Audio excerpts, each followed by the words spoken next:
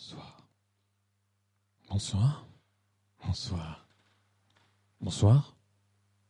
Ah, je croyais que vous étiez déjà décédé. J'aime parler dans les micros, ça me donne une voix grave et chaude, j'adore ça. En plus, c'est intime ce soir. Je me présente, je suis Monsieur Moss et j'ai été délégué pour observer le débat de ce soir par le COOL. Le COOL, c'est le Centre d'observation objective. Alors là, vous allez me dire, il n'y a pas de L. C'est vrai, il n'y a pas de L, mais si on ne met pas le L, c'est pas cool. Donc le L, il veut dire exactement ce que vous voulez, finalement. Moi, par exemple, pour moi, c'est LOL. Voilà, donc ça donne le Centre d'observation objective, LOL. Mais on peut aussi bien dire le Centre d'observation objective, la, ou le Centre d'observation objective, le petit oiseau part dans la forêt. C'est vous qui voyez. Pour information, le COOL est une émanation du groupement laïque des observatoires politiques, le GLOP. Donc le COOL, c'est GLOP, dont le but est bien entendu d'arriver à une systématisation, ouachetez bien, de l'apaisement global, la SWAG. Donc le COOL, c'est GLOP pour la SWAG. Le COOL, bonsoir. On applaudit les retardataires, toujours, c'est une tradition. Il est toujours bon de se sentir un peu vedette. Le COOL a pour objectif d'augmenter la coolitude des interventions publiques dans les assises, observatoires, débats, messes, bar mitzvah, anniversaires pour enfants, en envoyant un observateur qui est là donc pour analyser en direct les observations et faire un rendu immédiat. Donc je serai là ce soir en train d'observer nos intervenants de ce soir et évidemment le public afin de leur permettre d'atteindre un degré de coolitude bien plus élevé qu'à l'heure actuelle. Bon, alors ce soir, je pense que je n'aurai pas beaucoup de travail puisque vous le voyez déjà, nos intervenants ont un haut niveau de coolitude dès le début. Dès le début, on peut le voir.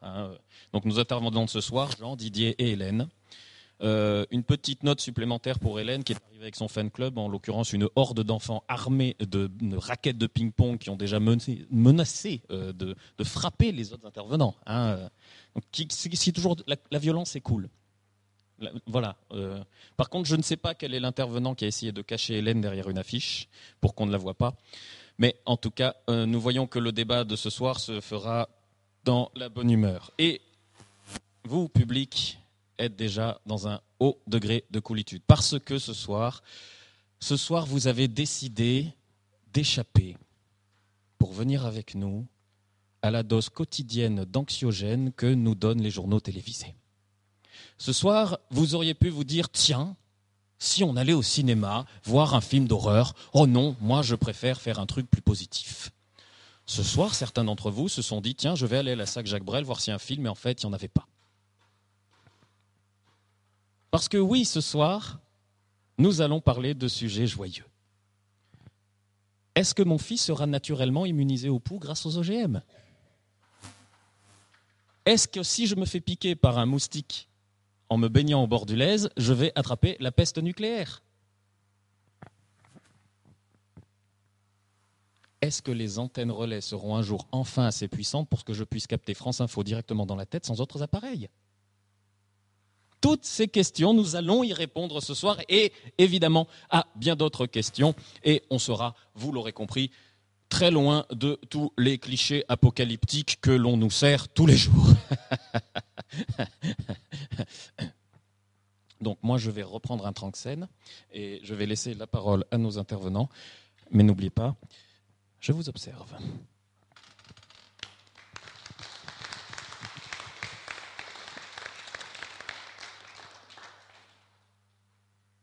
Bien, merci.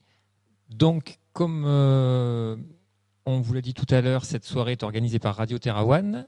Et l'objectif de cette soirée, dans le cadre des Journées de l'environnement de Prades-de-Lez, c'est de parler de santé et d'environnement. Et pour parler de santé et d'environnement, nous avons choisi 3 intervenants au profil très différents, mais complémentaires. Nous avons Hélène Delos, qui est porte-parole du collectif MAT, Mobilisation Antenne Terrain.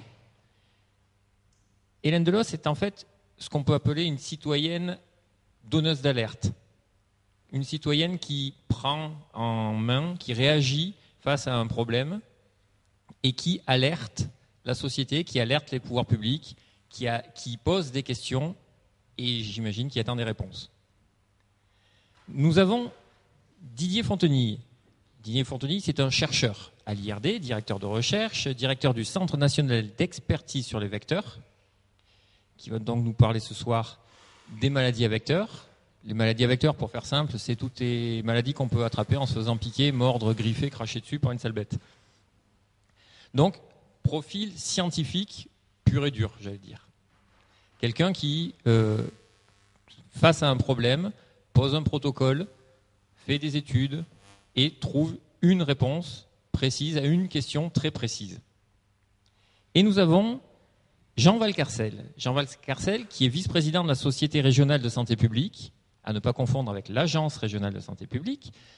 La Société régionale de santé publique, c'est une société savante qui réfléchit, qui réunit des différents profils de professionnels de la santé sur des thématiques actuelles, des thématiques qui ont été souvent soulevées par des citoyens alerteurs et qui réfléchit grâce aux données des scientifiques et qui souffle des idées aux preneurs de décision en espérant que de temps en temps, un de ces preneurs de décision tende l'oreille et prenne une décision en ce sens-là.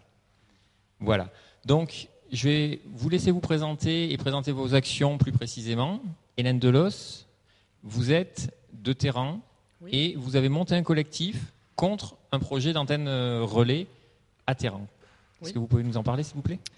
Oui, alors on a monté ce collectif parce qu'on s'est aperçu un beau matin, en quelque sorte, en début 2011, que des antennes étaient posées sur le château d'eau qui surplombe les 2 écoles de Terran, donc à moins de 50 mètres.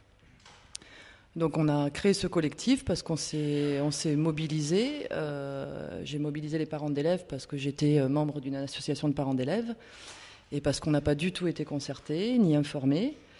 Et que le maire, on a demandé un entretien et le maire a nié tout danger, tout risque.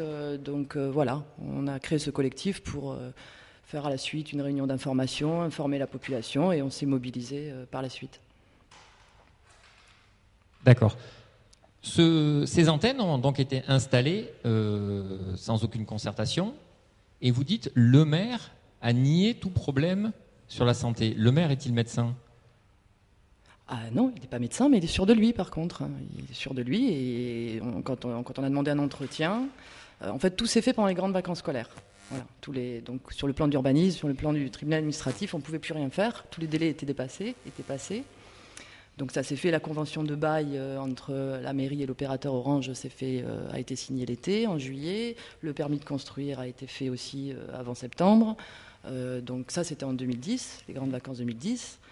Donc nous, on a vu tout ça en janvier 2011. Donc on est tout de suite allé voir le maire pour qu'on puisse lui faire part de nos inquiétudes. Et il a tenu sa position en disant qu'il n'y avait pas de risque, qu'il n'aurait pas pris ce risque, enfin qu'il n'aurait pas mis ses antennes s'il y avait le moindre risque. Voilà, donc il a complètement nié, si vous voulez, ça a un peu bloqué la discussion. Voilà, donc on a pris un peu les choses en main. Voilà, on a fait une réunion d'information, on a alerté un peu les associations, qui sont d'ailleurs venus, Robin des Toits est venu faire une réunion d'information. Nous avons invité le maire par courrier, recommandé, l'opérateur Orange et tous ceux qui étaient présents sur la commune d'ailleurs. Et tous ont décliné l'invitation, parce que notre objectif c'était d'avoir tout le monde en face et d'écouter un peu les positions et les arguments de chacun. Voilà, il y a un opérateur qui a répondu en disant que non, l'OMS de toute façon disait qu'il n'y avait aucun risque. Donc ça, c'était avant le rapport de l'OMS. Peut-être on en parlera au fur et à mesure. Voilà, donc c'est comme ça qu'on a pris les choses en main, qu'on a fait une pétition et qu'on a mobilisé un peu tout le monde. Et voilà, les choses ont bougé un petit peu après, uniquement parce qu'on s'est mobilisé. Donc, dans ce cas-là, comme très souvent dans ces histoires de mobilisation contre les antennes relais, on a donc en fait un citoyen qui se trouve face à un problème auquel il n'a pas forcément les réponses. Tout à fait. Et c'est là le gros problème, c'est que tous les intervenants, que ce soit le maire, les citoyens, les parents d'élèves et encore plus les élèves, n'ont pas ces réponses. Alors, cette problématique est quand même pas tout à fait récente. Ça fait un moment qu'on a des doutes sur la dangerosité des antennes relais. Pourquoi, Monsieur Valcarcel, pourquoi est-ce qu'il n'y a pas d'études fiables, claires et objectives sur l'impact des antennes relais sur la santé des gens qui vivent autour? Alors c'est une question qui à la fois est très pertinente, mais en même temps qui soulève bien entendu des positions qui se tiennent compte d'abord de la nouveauté du problème. Tous ces systèmes technologiques qui arrivent d'un bout à l'autre c'est pas si nouveau que ça quand même. Oui, mais quand on parle de nouveauté, c'est que vous voyez, je ne sais pas si vous avez vu, il y a à l'heure actuelle une marque très connue japonaise, non pas mais coréenne, qui vient de réaliser 90% de son chiffre d'affaires sur la vente d'un petit objet que vous avez, que tous on a.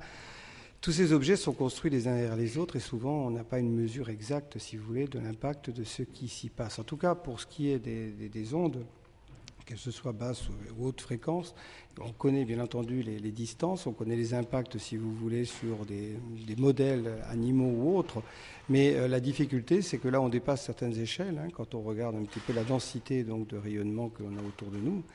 Et il est très difficile après de pouvoir mesurer. Puis ensuite, vous avez un autre côté, si vous voulez. Bon, il y a la difficulté de la mesure ou de trouver scientifiquement ce qui convient, parce que si vous vous situez là ou là, vous allez avoir des gens qui vont vous dire le tout ou le contraire. Et puis ensuite, il y a le fait que c'est vrai qu'il y a certainement une pression économique importante. Et à l'heure actuelle, cette pression économique, eh bien, tant que vous n'avez pas de preuves, elle continue à vivre de sa belle vie.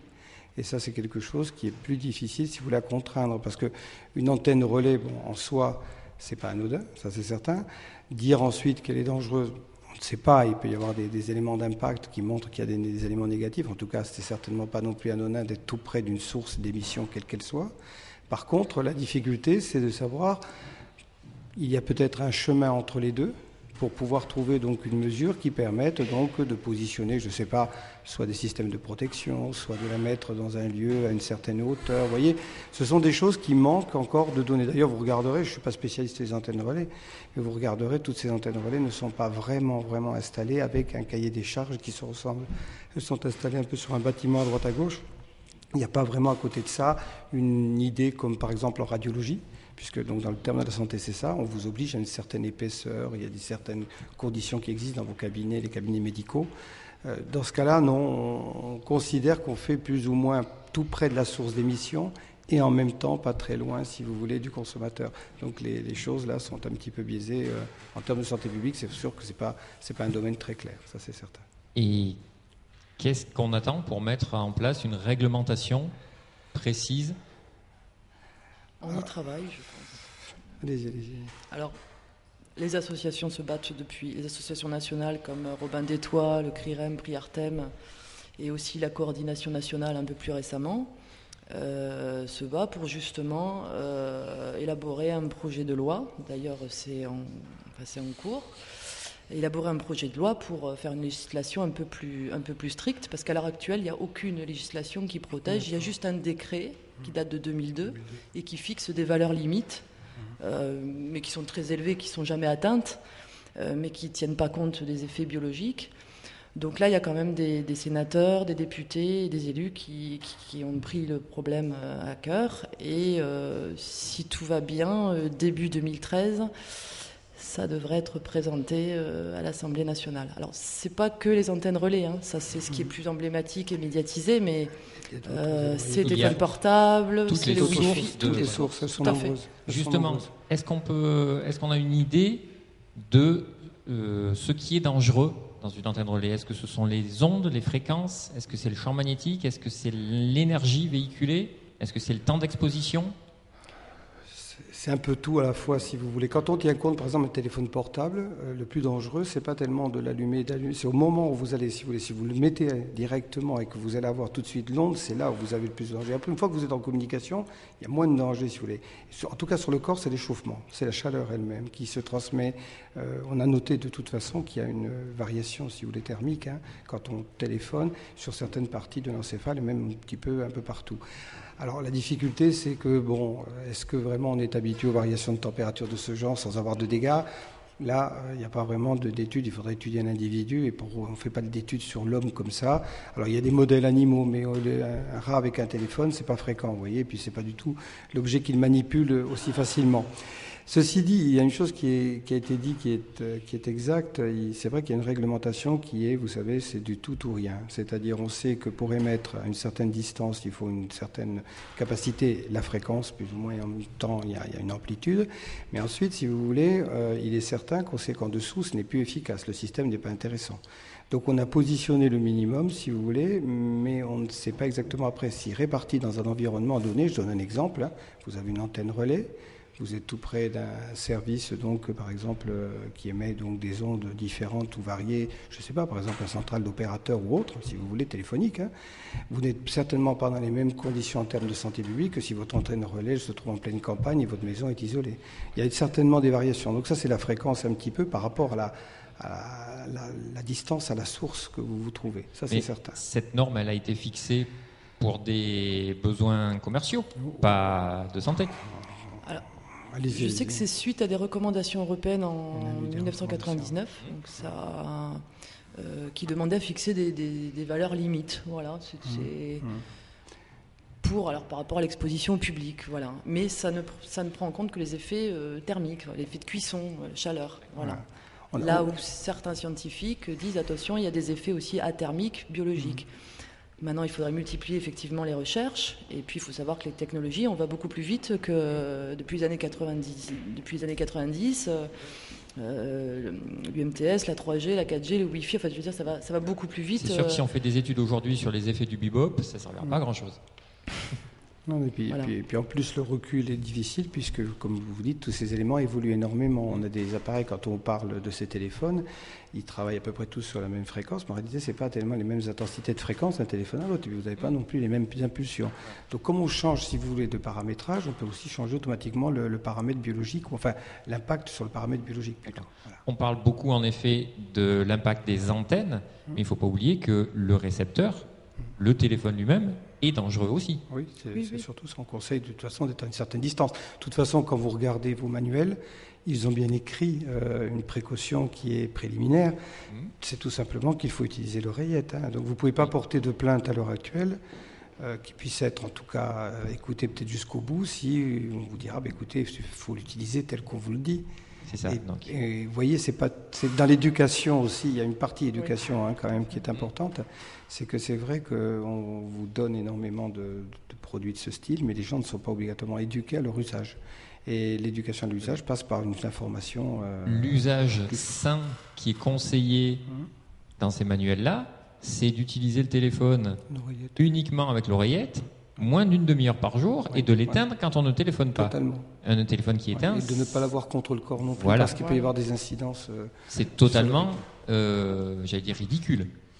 C'est ridicule, mais ça témoigne bien que c'est pas non plus inoffensif. Autant de précautions, ça veut dire, à vrai dire, on n'a pas vraiment tout le recul nécessaire, et du coup, on s'en méfie un petit peu. C'est comme un peu le four micro-ondes, c'est le même système. Quand vous êtes tout près d'un four micro-ondes, quand vous êtes à 1 mètre, ça va encore. Si vous êtes tous les jours à 30 cm, vous pouvez avoir des problèmes quand même. Mais ça, c'est reconnu, puisqu'on sait quand même que ça passe au travers, un petit peu. Je voudrais poser une question maintenant à un scientifique pur et dur. Quand il entend ce discours de citoyens qui sont parfois accusés d'ouvrir le parapluie du principe de précaution à tout va, du pouvoir public qui prend des décisions en fonction des impératifs économiques de l'opérateur, où est-ce qu'il se situe, le scientifique ? Est-ce qu'il a envie de faire une étude sérieuse et autonome, j'allais dire, sur le sujet, ou est-ce qu'il a peur de ne pas avoir les budgets, de ne pas avoir les moyens de travailler, de s'exprimer ? Même si vous n'êtes bien sûr pas du tout spécialisés dans ce domaine de sciences-là, mais d'un point de vue d'épistémologie des sciences. Oui, il y a une méthode scientifique qui est connue depuis longtemps. D'abord, les scientifiques sont plus souvent purs que durs, premièrement. Et oui, la méthode scientifique suit des règles qui sont relativement classiques. On se base sur l'observation, on se pose des questions, on définit des protocoles, on prend des témoins et on en conclut, on essaie de voir quelle est la cause, quel est l'effet. Sur des phénomènes nouveaux où il est difficile de faire de l'expérimentation, c'est le cas, c'est beaucoup plus... Enfin, sur l'homme, j'entends bien, parce que sur les animaux, on peut le faire. Évidemment, c'est toujours plus sujet à caution. Et évidemment, les intérêts des groupes de pression, y compris économiques, voire politiques, font qu'on a un petit peu de mal à approfondir la question et avoir des avis bien tranchés. Mais c'est possible de le faire. Évidemment, dans un certain nombre de cas, ça coûte de l'argent et ça peut ne pas être une priorité pour les bailleurs de fonds, bien sûr. Mais il est possible de se poser toutes les questions et de tâcher de répondre à l'ensemble des questions scientifiques. Il n'y a pas d'obstacle à ça. Est-ce que la pression des citoyens montée en collectif peut inciter le scientifique à se positionner sur une question? Oui, le scientifique est un citoyen avant tout. Hein. Il n'est pas dans sa tour d'ivoire, il n'est pas en dehors du monde.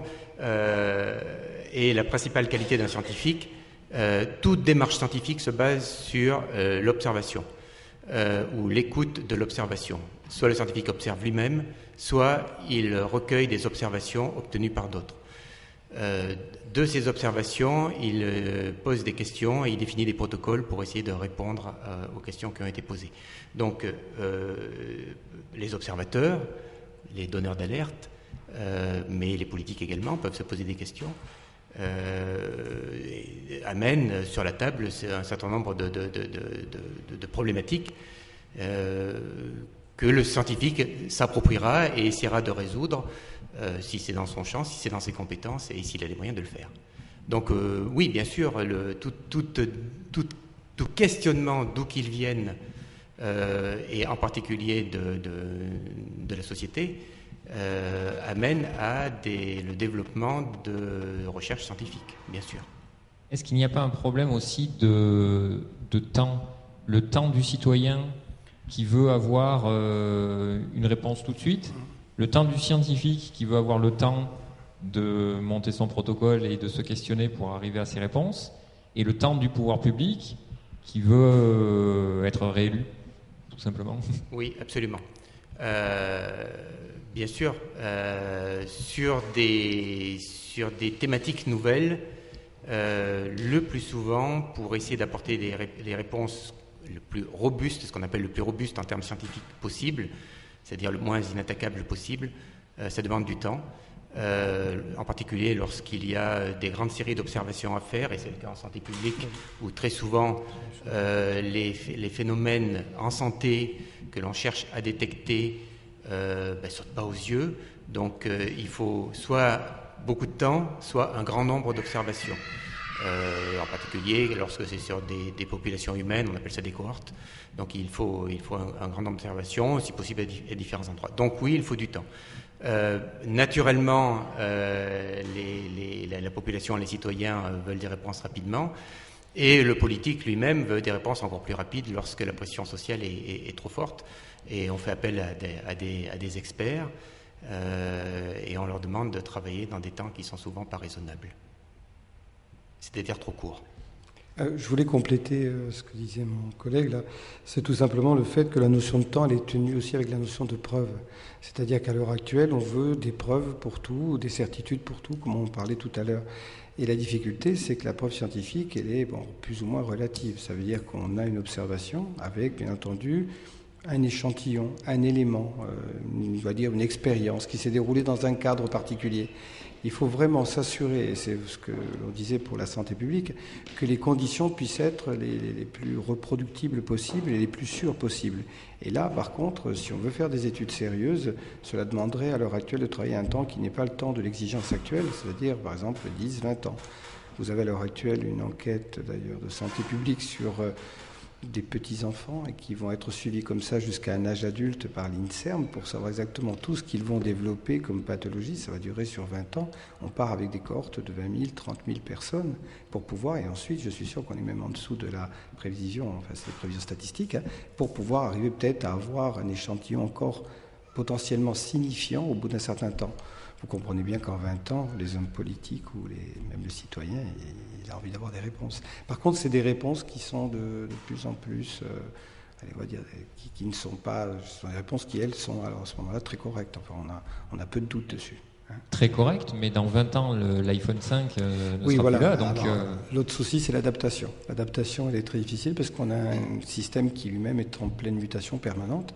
Je vais vous donner un exemple qui est quand même un exemple, ne serait-ce qu'en santé adaptée. Vous voyez le nombre de médicaments que l'on génère tous les jours, et à partir de là, le nombre de produits génériques qui sont plus ou moins adaptés, on va dire, qui sont semblables. Comme vous regardez, ils ne sont jamais totalement semblables.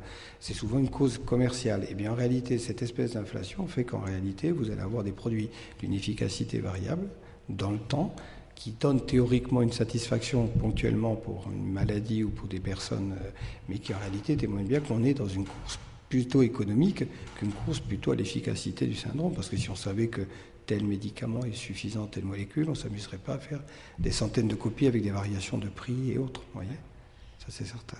Et que pense la citoyenne de ce besoin de temps avant d'apporter des réponses ? Est-ce que vous avez envie qu'on prenne 20 ans pour décider si l'antenne relais qui est sur l'école va être démontée ou pas ? C'est-à-dire qu'il y a déjà quelques scientifiques qui ont travaillé dessus, donc même si les études ne sont pas, elles méritent d'être répliquées, ça serait bien qu'il y ait peut-être un peu moins d'obstacles aussi, parce que c'est quand même un lobby particulièrement puissant, les opérateurs, auprès de scientifiques, auprès d'élus. Et nous, on est un peu frustrés parce que, comme on le disait, cette technologie, elle avance très très vite. Voilà, beaucoup plus vite. Donc on aimerait que ces études soient prises en compte. Si elles sont contestées, qu'elles soient répliquées.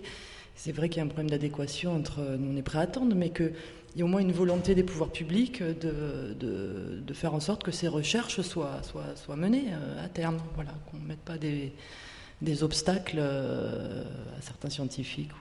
Voilà. On me demande d'intervenir, alors j'interviens. Voilà. C'est comme ça. Alors bon, du coup, forcément, j'ai pris des notes. Il s'en est passé des choses. Alors, dès le début, Alex donne le ton, parce que Alex, donc, qui présente. Et alors, je sais pas vous, mais moi, quand il a bondi comme ça, avec ses lunettes, sa petite barbe et ses jeux, je me dis, oh, c'est Bec BD qui présente. Super, on va savoir si on va avoir de la cocaïne bio, super, c'est génial. Et en fait, non. Alors, passé la petite déception, j'ai tout de suite été rassuré parce qu'Alex, il nous a présenté les intervenants, et quand il présente les intervenants, on dirait le casting d'un film américain à gros budget. Hélène, une femme seule, contre les lobbies puissants, se dresse face à vous. Ce soir, elle va vous présenter son combat. C'est vrai, hein, ça donnait ça. Alors du coup, moi, j'ai eu pitié. Je pense que j'ai monté enfin, c'est pas de la pitié, c'est de la compassion pour vous, Hélène. Hein, c'est comment dire. Donc, j'en appelle à la mairie de Prades. Donnez l'asile politique à Hélène Delos. Le maire de Téhéran veut sa mort. Le maire de Téhéran a décidé la destruction de... Vous croyez vous croyez quoi ? Qu'elle est venue avec toute sa famille comme ça, comme par hasard ? Oh tiens, je fais un débat, j'amène tous les enfants, et puis la valise, et puis s'il vous plaît, hein, c'est ça en fait. Eh bien sûr. Attendez, que je me reprends, oui, on est là. Et puis donc, j'ai beaucoup admiré la méthode de Jean pour éviter de citer des marques. Voilà, alors donc, on va inventer le quiz Jean. Le quiz Jean qui, par exemple, consiste à dire devinez quel est cet objet de marque indéfinie qui se trouve dans la pièce de la maison dans laquelle en général on fait la nourriture et qui sert à créer un breuvage noir que l'on boit souvent après le repas. Voilà, dans la même manière, ensuite, vous pourrez prendre ce petit objet créé par des marques coréennes dans la poche qui sert éventuellement peut-être à communiquer à distance. Ouais, on ne sait pas lequel. Hein, voilà. Il a des conseillers juridiques extrêmement forts, Jean, en fait. Et pendant tout ce temps-là, Didier se taisait. Didier, il se taisait. La force tranquille, la force du silence. Et quand Didier s'est mis à parler, yeah, baby. Yeah. Didier, il est venu en fait nous parler d'une espèce. Alors je ne sais pas si elle est en voie de disparition ou non, mais une espèce qui a l'air d'être assez proche de l'homme, mais c'est pas l'homme, ça s'appelle, attendez, le scientifique. Alors c'est très observateur, mais souvent, alors je ne sais pas si Didier il fait pas attention à certaines phrases qui peuvent être prises hors contexte. Par exemple, donc je cite Didier, les scientifiques sont souvent plus purs que durs. Bravo Didier. Voilà, j'ai juste ensuite noté le fait qu'évidemment tout ça c'est très dangereux, tous ces téléphones, ces ondes, tout ça, voilà. Et donc j'ai un micro sans fil dans les mains en ce moment et je pense que je vais exploser d'ici peu de temps. Alors du coup, moi j'ai une suggestion parce que bon si c'est tous ces antennes relais, ces téléphones sans fil et tout ça, c'est bon. Alors est-ce qu'on pourrait pas inventer un truc pour téléphoner, mais genre du coup il y aurait plus d'ondes. Je sais pas, par exemple on pourrait mettre un fil qu'on brancherait dans le mur, et puis il y aurait des câbles qui transmettraient l'information, par exemple. Ce serait un téléphone avec fil, du coup ce serait... Non, on pourrait pas inventer... Personne qui a pensé à un truc comme ça ? Je sais pas, parce que moi j'aime bien proposer des solutions aussi, finalement. Donc voilà, on en est là, à l'heure actuelle du débat. Le seul regret, c'est que pour un débat, ça manque cruellement de sang, de violence. Tout le monde est d'accord, tout le monde est consensuel. Moi je m'attendais à ce qu'il y en ait un qui se lève, que Didier se lève et dit « Mais non, tout ça c'est des conneries, ça craint rien !» et puis que les tables volent. Alors j'ai eu un espoir quand tous les enfants d'Hélène ont essayé discrètement de passer derrière. Je me suis dit « Ils vont peut-être agresser les autres », mais non, même pas, ils sont partis. Donc faites l'effort de plus de violence. Voilà, parce que la violence, c'est cool. Merci.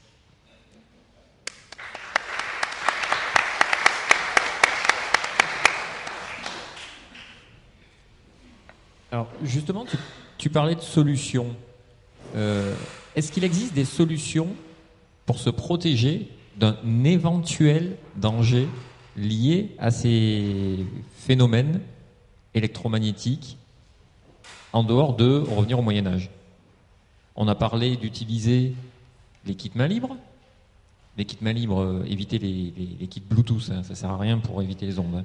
Mais on a parlé d'utiliser moins d'une demi-heure par jour son téléphone portable, ce qui doit être une hérésie pour la plupart d'entre vous. Au niveau des antennes relais elles-mêmes, on pense que les pouvoirs publics sont en train d'essayer de réfléchir à la possibilité de les placer à certains endroits et pas à d'autres. Concrètement, nous, aujourd'hui, quand on va acheter un nouveau téléphone portable, parce que forcément, il faut absolument qu'on en achète un nouveau tous les 3 mois, qu'est-ce qu'on fait pour réduire les risques ? Il existe le degré d'absorption, une indication de degré d'absorption. Ça veut dire quoi déjà ? Le degré d'absorption spécifique. Alors c'est ce que vous recevez. Alors, je sais pas trop, je suis pas une scientifique, mais les téléphones maintenant, c'est ce qu'ils émettent en fait, ce que vous recevez. C'est corporel. Alors je sais plus exactement l'unité de mesure. Je crois que c'est des hertz. C'est la quantité d'énergie qui est envoyée dans une unité de masse. Voilà, parce qu'on est considéré comme un tas de masse. Pendant une période. Non, en général, quand vous dites ça, c'est un petit peu comme les marques de voitures ou autres. Vous allez avoir des catégories A, B, C, D, E, F, peut-être que ça viendra. Bon, c'est une manière très moderne, quelque part, de diluer le problème, parce que quand vous mettez A, B, C, D, E, F, ça veut dire que quand même vous tolérez aussi des éléments à risque comme des éléments non à risque. Oui, mais enfin, c'est quand même... On voit aujourd'hui, quand on achète un lave-linge, il y a écrit s'il est dangereux pour l'environnement A ou s'il est dangereux pour l'environnement F. Quand on achète un téléphone portable, on ne nous dit pas s'il est dangereux pour nous A ou F. Non, c'est pas fait. Alors, est-ce qu'on protège... Moi, je suis 100% pour protéger l'environnement, hein, vous l'aurez compris. Mais dans l'environnement, il se trouve qu'il y a une espèce qui est l'espèce humaine et j'aimerais bien qu'elle ne devienne pas en voie de disparition. Non, mais enfin, c'est vrai que, bon, quand je vous disais donc, qu'il peut y avoir une hiérarchisation, c'est une hiérarchisation qui doit tenir compte déjà des risques qui sont vraiment connus. Mais pour le moment, tout le monde se renvoie la balle en disant qu'il n'y a pas de risque d'un côté ou très peu. Et puis, d'un autre côté, il y a des personnes qui s'en plaignent. Hein.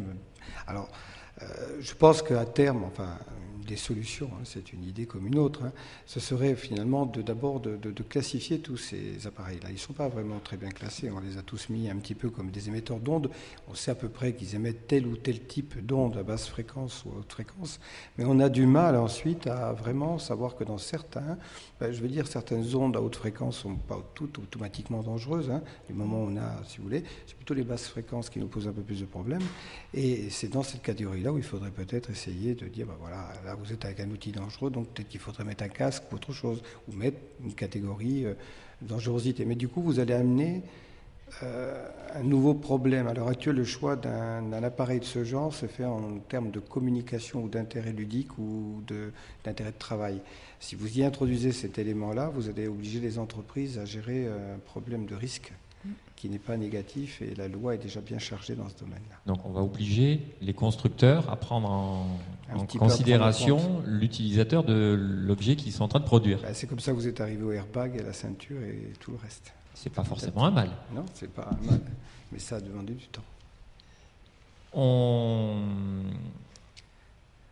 a aussi dans tous ces appareils une multiplication des sources d'émission. On a un téléphone qui fait 3G, 4G, Wi-Fi, Bluetooth. Est-ce que l'accumulation de ces fréquences n'entraîne pas une accumulation des dangers ?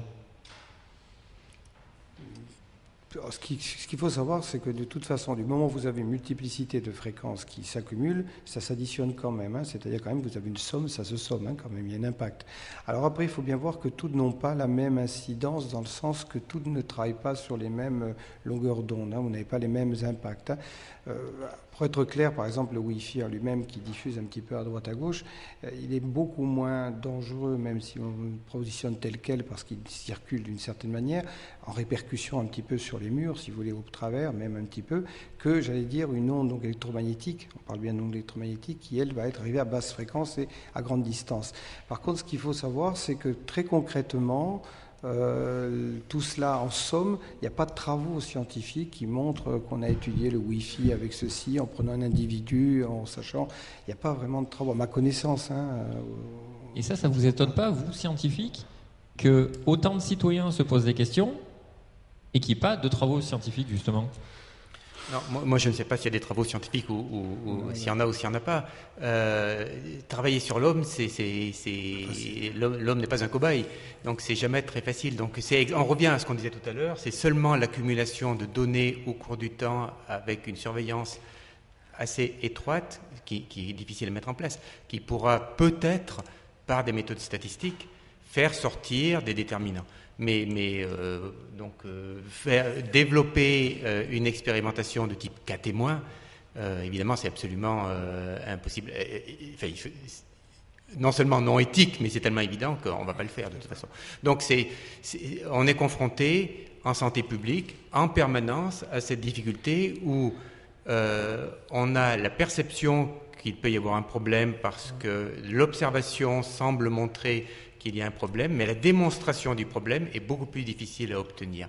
Et c'est seulement soit par l'expérimentation, soit par des longues séries qu'on va pouvoir et c'est exactement la même chose pour les cancers. Ouais, pareil. Et puis, si vous voulez, la déduction d'un phénomène, quand il se passe dans la nature, au bout d'un moment, si par exemple, admettons qu'on note, pendant quelque temps, on a noté, si vous voulez, que quand on était tout près de certaines grosses sources, on va dire, d'émissions, comme par exemple des centrales ou autres, on avait des sources statistiquement un peu plus importantes de risques. Mais il faut prendre en compte tout l'environnement, parce qu'il faut bien tenir compte que ces centrales sont faites avec des produits qui ne sont pas que des produits électromagnétiques. Vous avez quand même des métaux, vous avez pas mal de produits qui sont insérés à l'intérieur de la construction de ces usines et autres, qui peuvent avoir une influence directement sur l'environnement. Donc il ne faut pas se tromper, si vous voulez, de facteurs parfois. Hein.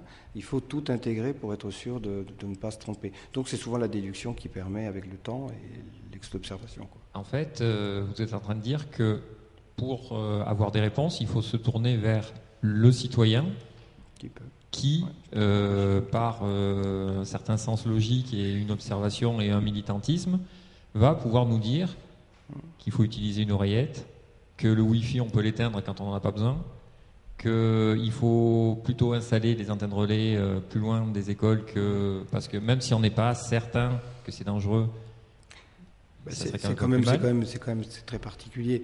Le citoyen en lui-même, bon, on va dire, c'est une alerte, on va dire, sur le terrain. Ce qui est très particulier, par contre, c'est que quand les citoyens alertent, la plupart du temps, l'attitude qu'on peut avoir, c'est de se dire, est-ce qu'il n'y a pas une situation un peu hystérique, hein, c'est-à-dire, est-ce qu'il n'y a pas une exagération de la portée de ce qui est donné? Parce que c'est vrai que la crainte, elle est que tout soit un petit peu non scientifiquement traité de manière irrationnelle, et ça arrive. Hein. Il y a des sujets dans lesquels... Oui, c'est l'exagération de l'utilisation on agite, si vous voulez, des fantômes. Mais ce qu'il faut surtout, c'est au moins essayer, par exemple, je ne vais pas prendre ce cas-là, mais d'y répondre, de rencontrer le citoyen, de voir un petit peu quel est le niveau d'inquiétude, parce que le niveau d'inquiétude, il n'est pas situé dans le démontage de l'antenne, mais de voir un peu si l'antenne mise autrement ou ailleurs, ou, vous voyez ce que je veux dire, c'est pas de l'anti-progrès, c'est plutôt une espèce de lien pour savoir où est-ce qu'il faut situer l'objet, ou s'il n'y a pas un compromis qui puisse permettre que tout le monde trouve un petit peu ses marques. Voilà. Le citoyen n'est pas qu'un emmerdeur. Oui, non. Enfin, il devient un emmerdeur quand finalement on n'a pas de réponse à lui donner. Voilà. C'est ça surtout. Et tout à l'heure, vous parliez de Moyen-Âge et de citoyens qu'on qualifiait des fois d'hystériques. Il y a des personnes qui se sont montées en collectif, en association, qu'on appelle les personnes électro-hypersensibles. Alors, j'en ai rencontré. Ce sont des personnes qui vivent dans des grottes. Enfin, je pense que peut-être certaines personnes en ont entendu parler. Qui vivent dans des grottes, qui sans téléphone, sans rien, sans aucune onde. Ils ont trouvé des coins. Ils demandent en fait des zones blanches, non couvertes, sur le territoire français. Et voilà. Donc ces personnes se battent aussi. Les pouvoirs publics ont répondu en disant bon, on va leur apporter de l'aide, mais sur le plan psychologique.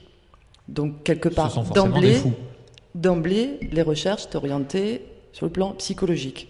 Alors, là, j'ai pas suivi les derniers événements, mais j'ai cru comprendre que les conclusions de ces recherches, c'est que, il fallait pas seulement prendre l'aspect psychologique, qu'il y aurait peut-être aussi des éléments biologiques. Voilà, j'en suis là, je ne sais pas, je ne suis pas dans ce collectif ou dans ces associations, mais elles ont rejoint aussi la coordination nationale, donc j'ai eu l'occasion de les rencontrer.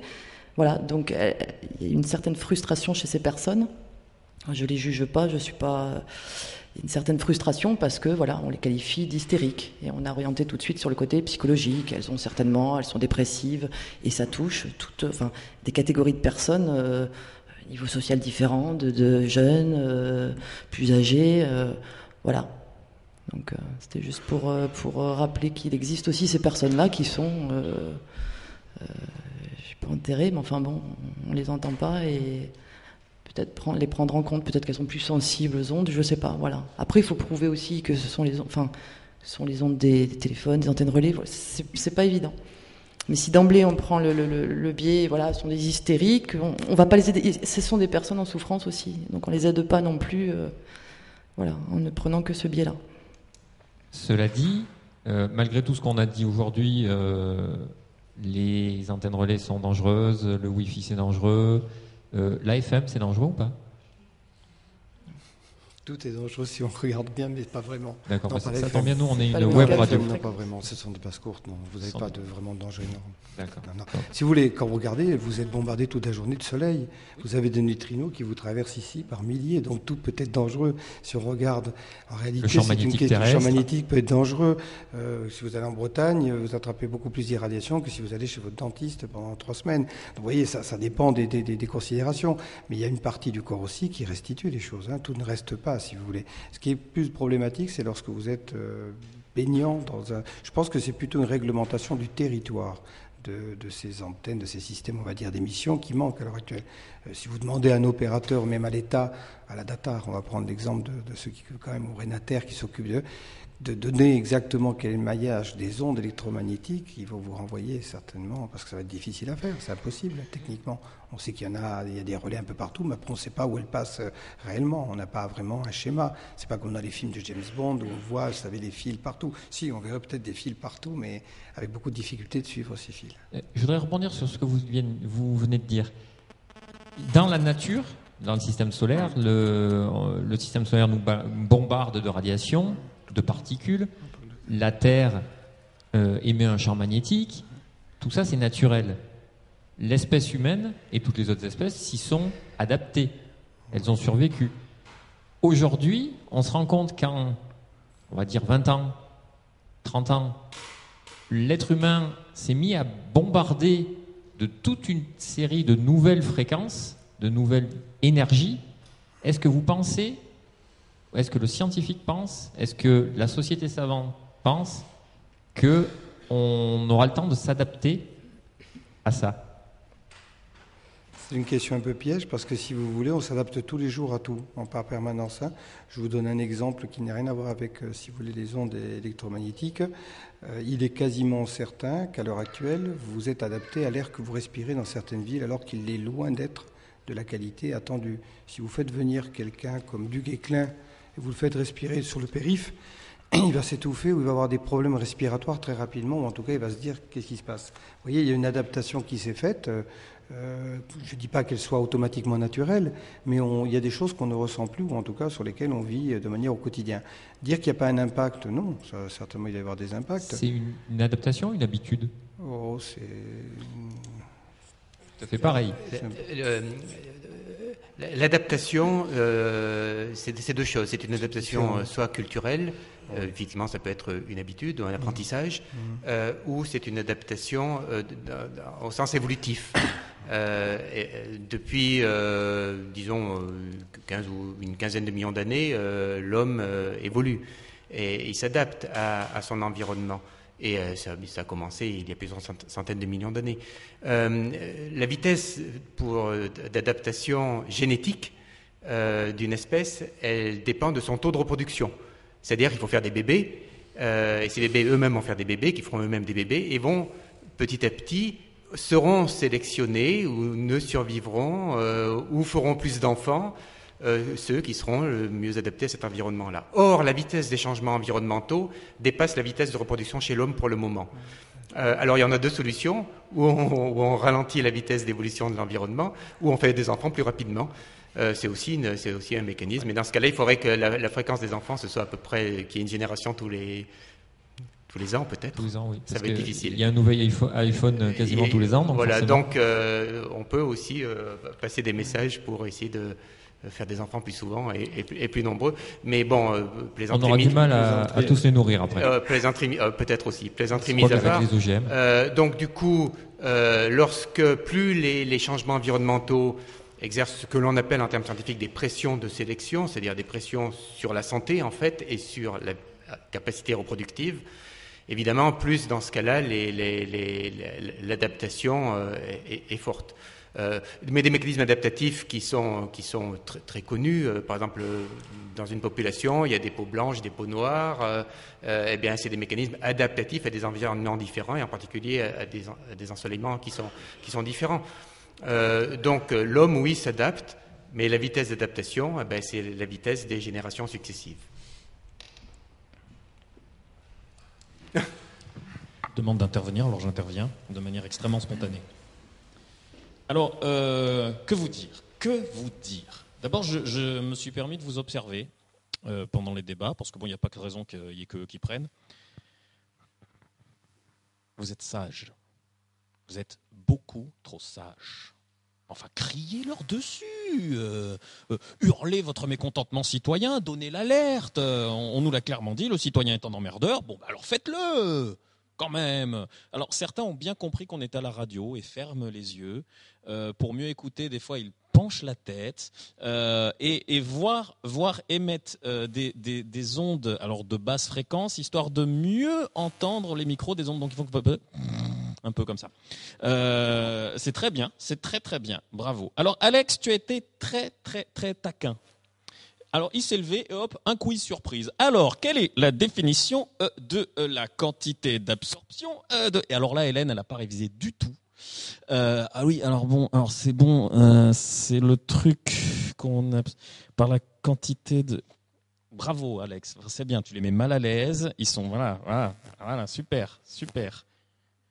Du coup, Jean dit n'importe quoi, il en arrive à proposer pour se protéger des téléphones de foutre des casques.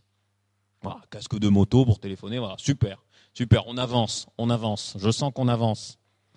Et alors, on voit aussi que Didier a une petite nostalgie des vieux films, vous savez, sur l'expérimentation humaine, Frankenstein, It's Alive. Ça, on sent briller dans son regard une vague nostalgie là-dessus, mais je le comprends. Hein, fabriquer artificiellement un être humain qui est complètement insensible aux ondes, ce serait génial, ce serait super. Alors, par contre, on a failli enfin voir de la violence. Jean a donc dit que le citoyen est hystérique. Et on a bien vu qu'Hélène a rassemblé toute son énergie de zénitude pour ne pas immédiatement lui casser la gueule. Mais on a bien vu aussi qu'elle s'est vite dit que si elle faisait ça, elle passerait peut-être un petit peu pour une hystérique. Donc elle s'est calmée. Hein. Et puis alors Jean poursuit donc avec le lapsus à la question franche et directe d'Alex. Le citoyen est-il toujours un emmerdeur ? Oui, non. Voilà. Bravo. Et du coup, Hélène, perdant le contrôle, a aussi dit n'importe quoi. Alors Hélène, question histoire. Est-ce que c'est vraiment au Moyen-Âge qu'on vivait dans les grottes ? Voilà, complètement décontenancé, hein, complètement décontenancé. Alex, la FM peut-elle être dangereuse ? Mais bien sûr que oui. Enfin, il suffit d'écouter Skyrock ou d'Énergie 5 minutes et tu vas voir que tu peux avoir de graves lésions cérébrales en un temps record.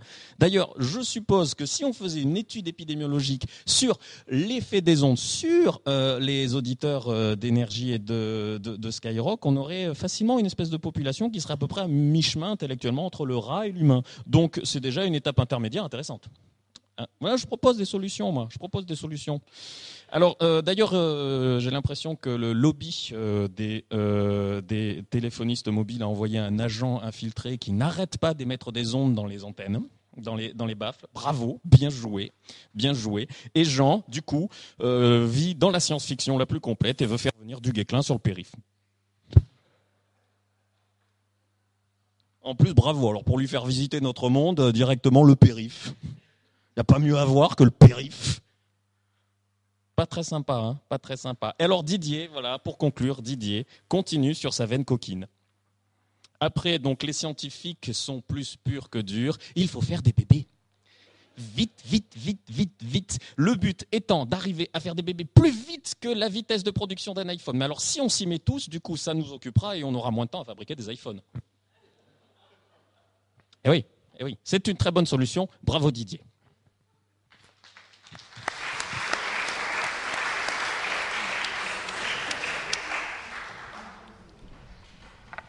Bien, tu voulais du sang, on va en avoir maintenant du sang.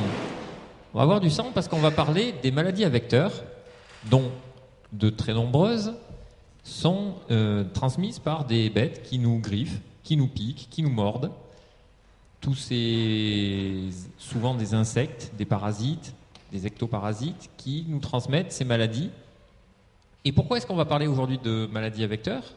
Parce que on s'est rendu compte que les modifications du climat, dont certaines, n'en déplaise à un ancien ministre, seraient issues de l'activité humaine, ces modifications du climat entraînent une modification des répartitions de ces sales bébêtes qui nous transmettent donc des maladies qu'elles ne nous transmettaient pas, ou en tout cas pas au même endroit, il y a quelques années.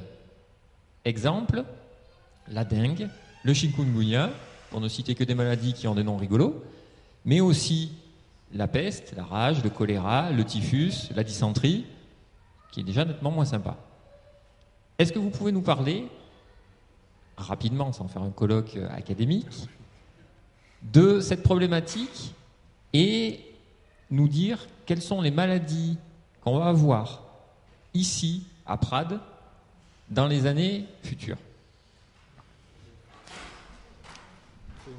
Bon, alors donc, comme il faut quand même mettre un petit peu l'ambiance, je vais un petit peu la casser. La plupart de ces maladies dont on vient de citer n'ont rien à voir avec le changement climatique. Ça ne veut pas dire que le changement climatique n'existe pas.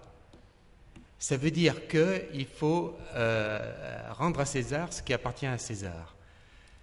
Vous notez, hein, parce que j'espère bien que ça va être ressorti ensuite. Hein, parce que je fais quand même quelques efforts là pour... alors, on parle de la dengue. Donc, la dengue, alors là aussi, c'est très bon. Hein, la dengue, c'est une maladie qui donne des fièvres élevées, parfois des syndromes hémorragiques, mais qui ne rend pas dingue. Et elle est transmise par un petit moustique. Et il se trouve que ce moustique, c'est un moustique qui est originaire d'Asie, qui était... jusqu'au siècle dernier, au XXe siècle, adapté à des environnements ruraux en Asie, et qui est une espèce invasive, qui s'est adaptée aux changements environnementaux, et en particulier à l'urbanisation. Donc ce moustique dont on parle dans les journaux ici, qui s'appelle le moustique tigre, il a un nom scientifique, c'est Aedes albopictus, et ce moustique est en train d'envahir la Terre entière.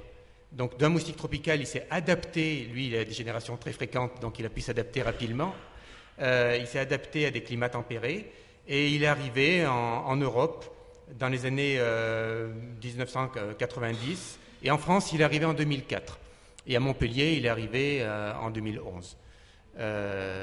Et à Prades, on ne sait pas encore, mais je fais le pari qu'il sera là en 2013. Et on pourra, si on a le temps, on verra un petit peu comment limiter son expansion. Et en fait, qu'est-ce qui se passe? C'est pas tant le changement climatique pour cette espèce-là qui est intervenu, c'est les changements environnementaux et sociétaux. C'est-à-dire que ce moustique, l'homme l'élève comme il élève des poules.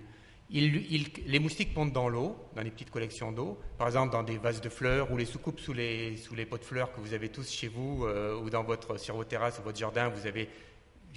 tous, c'est absolument certain, vous avez tous de l'eau aujourd'hui même qui stagne, des petites collections d'eau, et il se développe là-dedans. Donc, son habitat préférentiel, c'est la ville, et c'est autour de l'homme. Comment ce moustique se déplace-t-il? Il se déplace avec les transports.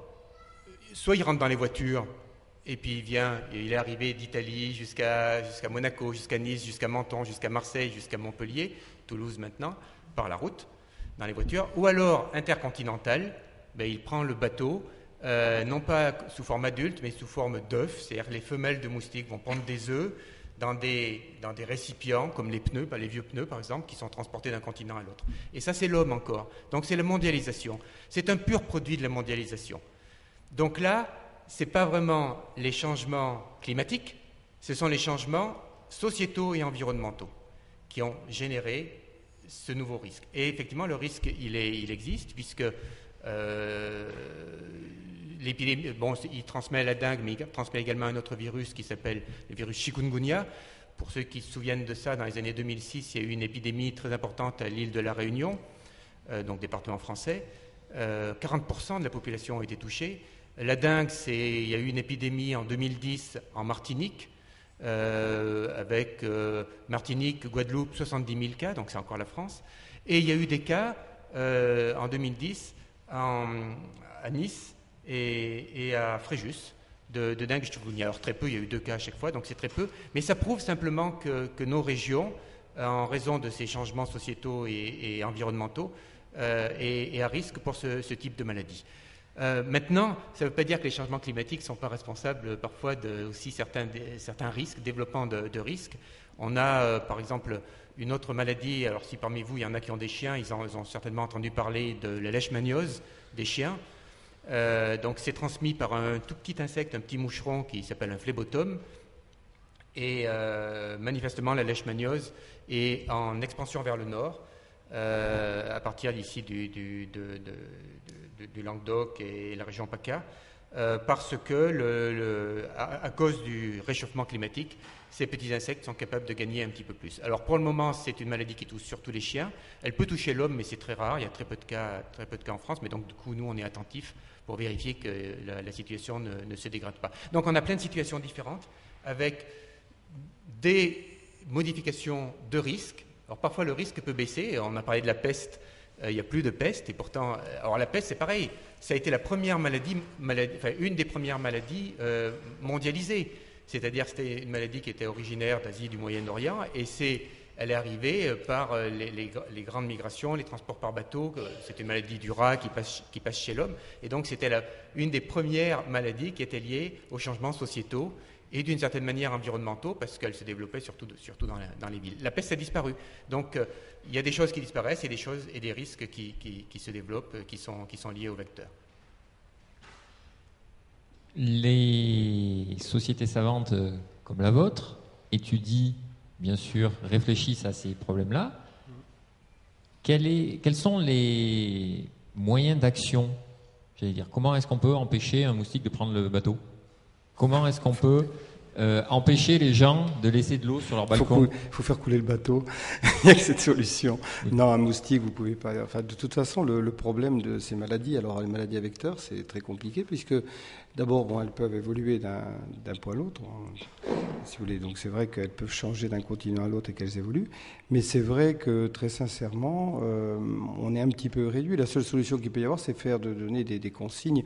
On parlait tout à l'heure de la gestion de l'eau. La gestion de l'eau est importante. C'est vrai qu'à l'heure actuelle, on a tous à peu près accès facilement à l'eau, normal, mais il faut savoir que dans beaucoup de pays, les gens n'ont pas accès à l'eau. Eh bien, il faut essayer de faire une gestion rigoureuse de l'eau, éviter, si vous voulez, les zones stagnantes. C'est ce qu'on essaie de faire. D'un autre côté, il n'y a pas que la gestion de l'eau. Il faut essayer de voir un petit peu s'il peut y avoir aussi des campagnes. Alors, ça se fait par période. Alors, je ne sais pas, mon collègue peut-être au courant un peu plus. C'est des systèmes d'éradication. Pendant quelque temps, on considérait qu'il fallait éradiquer un certain nombre de moustiques, donc je pense qu'il y avait des moustications qui se faisaient. Je ne sais pas si ça marche pour le moustique tigre, mais d'une certaine manière, ces campagnes souvent sont, allez, je ne dis pas suivies, mais parfois suivies, parfois moins suivies. C'est une question peut-être de moyens ou de tendance. Alors je ne sais pas là. Alors par contre, il y a une chose qui est certaine, c'est que depuis que l'humanité existe, vous avez ça, vous avez cité la peste, mais c'est les croisades qui vous ont amené la peste, c'est tout. À partir de là, les hommes ne s'étaient pas déplacés, vous n'auriez pas eu ça. Il y a à l'heure actuelle un risque qui est aussi important, c'est celui des tuberculoses. La tuberculose est une pathologie qui est induite à une société urbaine telle que la nôtre, on en a un peu partout. Elle est résiduelle, elle n'est pas du tout à un stade explosif, mais quand même, elle a tendance à prendre des formes résistantes et de plus en plus importantes. Et on s'aperçoit que la proximité qui existe entre les individus favorise et entretient ce genre de terminologie. Alors, c'est difficile de trouver des solutions. On peut donner que des conseils. Alors ensuite, il y a les solutions vaccinales ou thérapeutiques, mais bon, là, je ne sais pas s'il y a des solutions prévues pour la dengue ou pour... je crois pas. Vous nous disiez que ces maladies étaient au départ endémiques d'Asie, d'Afrique, de certains endroits. On a l'impression qu'elles deviennent problématiques uniquement quand elles arrivent chez nous. Alors, oui, ça c'est une très bonne remarque. Donc, moi, je travaille beaucoup sur les maladies tropicales. Et il est vrai que chikungunya, moi j'ai connu ce virus-là, j'ai vécu au Sénégal et j'ai connu ce virus-là, c'était anecdotique. Et pour être tout à fait honnête, absolument tout le monde se fichait de ce virus-là. Pourtant, les gens étaient malades. Mais alors, le jour où il est arrivé à l'île de la Réunion, alors là, c'était plus pareil. C'était département français. C'était un problème, ça devenait un problème de santé publique majeur. Et ça l'était. Nice, c'est encore plus. Et alors, Nice, là, c'est vraiment très grave. 2 cas. Alors, Nice. Mais j'attends qu'il arrive à Paris.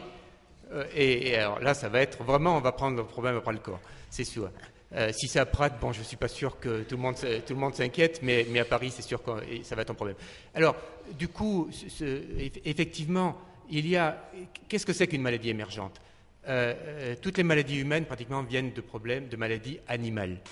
L'homme est un animal, donc c'est pas illogique. C'est un primate parmi d'autres. Donc, ce qui se passe, c'est qu'à un moment donné, pour des raisons de changement, la plupart du temps changements environnementaux, culturels, sociétaux, économiques, un agent pathogène qui était bien tranquillement dans sa niche écologique sort de cette niche. Et par malheur, c'est très rare, mais par malheur, il touche l'homme. Alors là, ça nous inquiète parce que nous sommes des hommes. Quand ils touchent d'autres animaux, on s'en fiche, sauf si c'est des animaux de rente. Mais autrement, on s'en fiche. Donc du coup, là, ça devient un problème. Et très souvent, ces maladies sont endémiques, à bas bruit, où on en parle peu, dans des pays tropicaux la plupart du temps.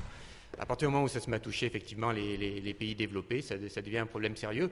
On a eu, vous souvenez peut-être, dans les années 2000, on a eu un virus qui s'appelle le virus West Nile, le virus du Nil occidental. Et ce virus, c'est un virus africain qui est très peu pathogène en Afrique. Et c'est un virus dont on s'est mis à parler très sérieusement quand il a commencé à tuer les Américains dans le Queens et dans le Bronx à New York. Avant, bon, voilà, c'était un virus africain. Je voudrais juste rebondir sur une petite chose, parce qu'on parle de santé-environnement, et on parlait un petit peu de comment se protéger contre ces moustiques-là. La stratégie historique classique pour se protéger contre les moustiques, c'est les insecticides. Et alors donc, du coup, parfois, on n'a que ça. Et donc, on est partagé entre... et on sait que les insecticides, c'est polluant. Tout le monde est d'accord là-dessus. Donc, on est partagé entre le fait d'utiliser parfois massivement, comme c'était le cas à l'île de la Réunion, et parfois avec assez peu de discernement, les insecticides, parce qu'on sait que ça va rendre les gens malades et peut-être même les tuer. Et puis, du coup, répandre massivement ces insecticides. Et potentiellement aussi rendre les moustiques résistants à ces insecticides. Et à ce moment-là, on n'aura plus aucun moyen d'action. Et par ailleurs, effectivement, on peut les rendre résistants. Donc, dans l'urgence, parce que on est bien, quand il y a une épidémie, on est bien dans le cadre d'urgence. Dans l'urgence, eh bien, il faut faire des choix. Et il n'y a pas de bon choix. Donc, c'est pour ça qu'il faut essayer d'anticiper, et on ne peut pas prévoir l'avenir, mais on peut essayer de réfléchir à différents possibles pour se donner les moyens, peut-être, de ne pas utiliser massivement les insecticides. Si nous avons des cas de dengue ou de chikungunya à Prat-de-Lez, qu'est-ce qu'on va faire? Est-ce que l'on va devoir pulvériser un peu partout pour éviter l'épidémie? Ou est-ce qu'on va se dire on n'aurait pas pu anticiper un petit peu avant pour essayer de limiter ces populations de moustiques? Et c'est ça qu'on va devoir faire dès l'année prochaine, je pense, dans la région. C'est-à-dire, et c'est un travail de tout le monde, et on parlait de citoyens tout à l'heure, c'est exactement ça, c'est-à-dire n'élevons pas des moustiques comme nous élevons des poules, ne donnons pas la chance aux moustiques de se développer chez nous, vérifions qu'on ne laisse pas des petites collections d'eau un peu partout, vidons-les, etc. Et puis, si possible, essayons de développer la recherche pour avoir des insecticides qui soient des stratégies qui soient moins polluantes que les insecticides chimiques que l'on a actuellement. Et ça prend du temps. Il faut le faire dès maintenant pour anticiper ce qui va se passer peut-être dans 5 ans ou dans 10 ans. En plus, on rejoint là tout à l'heure la partie reproduction, c'est que le degré de reproduction d'un moustique fait que l'adaptation est plus rapide que dans le cadre de l'homme, ça c'est quasiment sûr. Je vous remercie d'avoir fait une transition extraordinaire entre la thématique du débat que nous avons organisé l'année dernière qui s'intitulait « L'homme est-il un animal comme les autres ?» Voilà. Est-ce que aujourd'hui, la thématique de cette année c'est santé et environnement, est-ce que pour protéger la santé des hommes, on doit se protéger de l'environnement? Alors, évidemment non. Je ne voudrais pas rentrer dans un débat trop théorique, mais la biodiversité est un protecteur.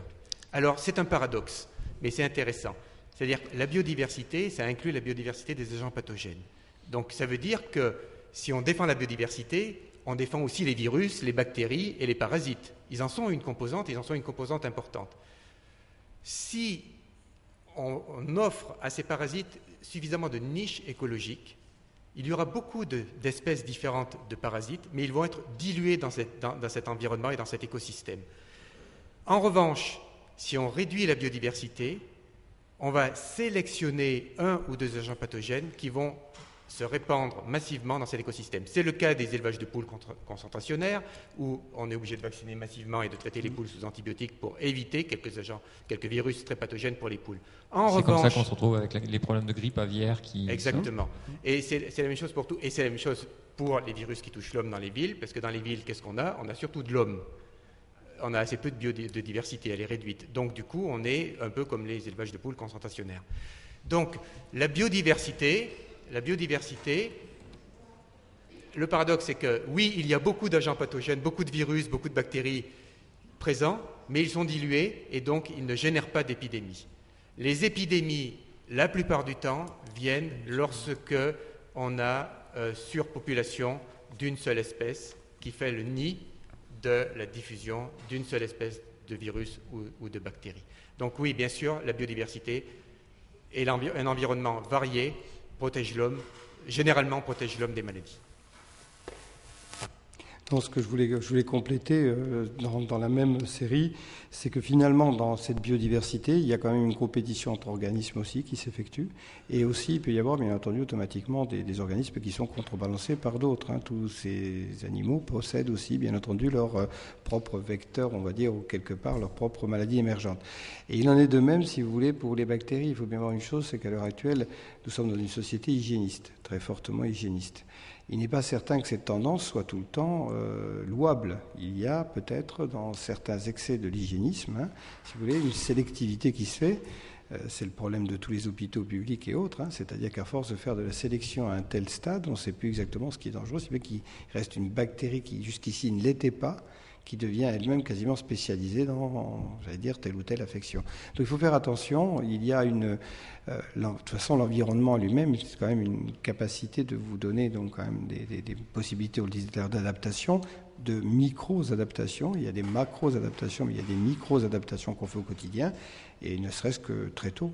Les enfants, je ne dis pas qu'on les surprotège, mais quelque part, il y aurait peut-être besoin un petit peu de les laisser évoluer avec un petit peu plus de défense. Ça leur donnerait peut-être un peu plus de force.